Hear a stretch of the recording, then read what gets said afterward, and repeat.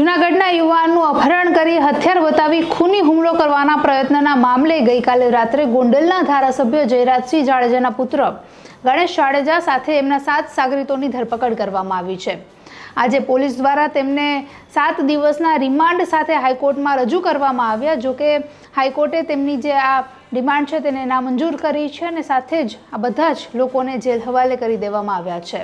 નમસ્કાર, ટકાટક મીડિયામાં આપની સાથે હું છું જાનવી।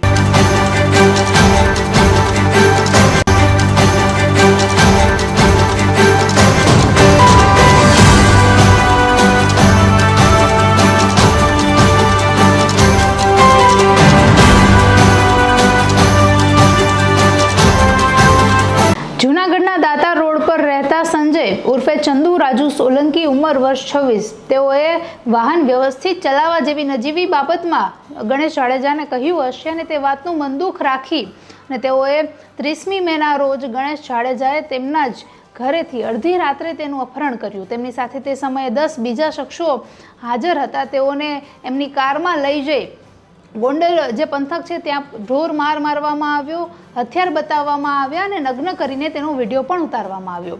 આ સમગ્ર બાબતની કોઈને જાણ કરશે અથવા પોલીસ પાસે જશે તો તેમની હાલત વધારે ખરાબ કરશે તે પ્રકારની ધાક અને ધમકીઓ પણ આપવામાં આવી।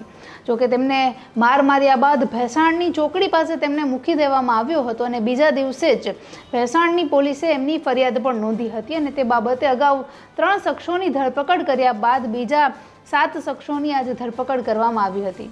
એલસીબી અને એ ડિવિઝનની ટીમ દ્વારા ગઈકાલે ભગીરથસિંહની વાડીથી જ્યોતિરાદિત્યસિંહ ઉર્ફે ગણેશ જયરાજસિંહ જાડેજા કે જેઓ ગોંડલના ધારાસભ્યના પુત્ર છે, જેમની ઉંમર 25 વર્ષ છે, લખતર તાલુકાના ભડવાણા ગામના જસપાલસિંહ ઉર્ફે જે.કે. કૃપાલસિંહ રાણા ઉંમર વર્ષ 28, ભરૂડીનો ઇન્દ્રજીતસિંહ ઉર્ફે દાદુભા જાડેજા ઉંમર વર્ષ 28, હડમતાણાના પૃથ્વીરાજસિંહ ઉર્ફે પુથુભા રેવુભા જાડેજા ઉંમર વર્ષ 32, દિગપાલસિંહજી ઉર્ફે દિગુભા કેસરીસિંહ જાડેજા ઉંમર વર્ષ 28 અને તાલાડાના સમીર ઉર્ફે પોલાર બોગસ તર્કવાડિયા ઉંમર વર્ષ 25 અને સાથે જ રમીજ અનવર પઠાણ ઉંમર વર્ષ 29 આ તમામ શખ્સોની ગઈકાલે રાત્રે ધરપકડ કરવામાં આવી હતી।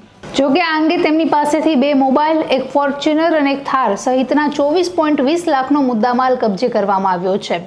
આજે પોલીસ દ્વારા તેઓના 7 દિવસના રિમાન્ડની માંગણી સાથે તેઓને કોર્ટમાં રજૂ કરવામાં આવ્યા હતા, પણ કોર્ટે તેમના રિમાન્ડ છે તે નામંજૂર કર્યા છે। ઉપરાંત ડીવાયએસપી હિતેશ ધાંધલિયા સાથે વાતચીત કરતા જાણવા મળ્યું કે એમની પાસે જે પ્રશ્નો પૂછવામાં આવ્યા તેમાં એમણે કબૂલાત કરી છે કે તેઓએ એમને માર માર્યો હતો, પણ ગોંડલ પંથક પર લઈ જઈ એમણે ઢોર માર માર્યો, નગ્ન હાલતમાં વિડીયો ઉતાર્યો તે અંગેની એમણે હજુ સુધી કબૂલાત કરી નથી।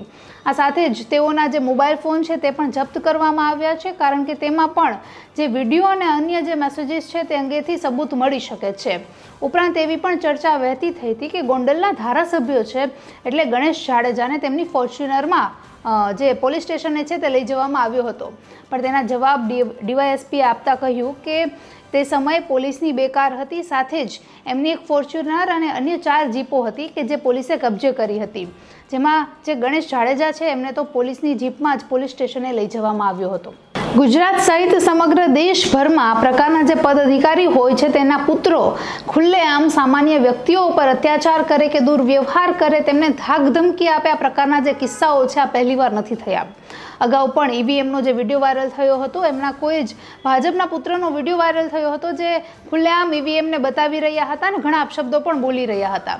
આ પ્રકારના જે વિડીયો વાયરલ થાય છે, આ પ્રકારની જે હિંસાઓ લોકો સાથે થાય છે તેનાથી લોકોને છુટકારો મેળવવા માટે જે પ્રકારના લોકો છે તેને કઠોર સજા આપવામાં આવે અને સામાન્ય લોકોને ન્યાય મળે તેવી જ લોકો પણ અપેક્ષા રાખે છે। નમસ્કાર।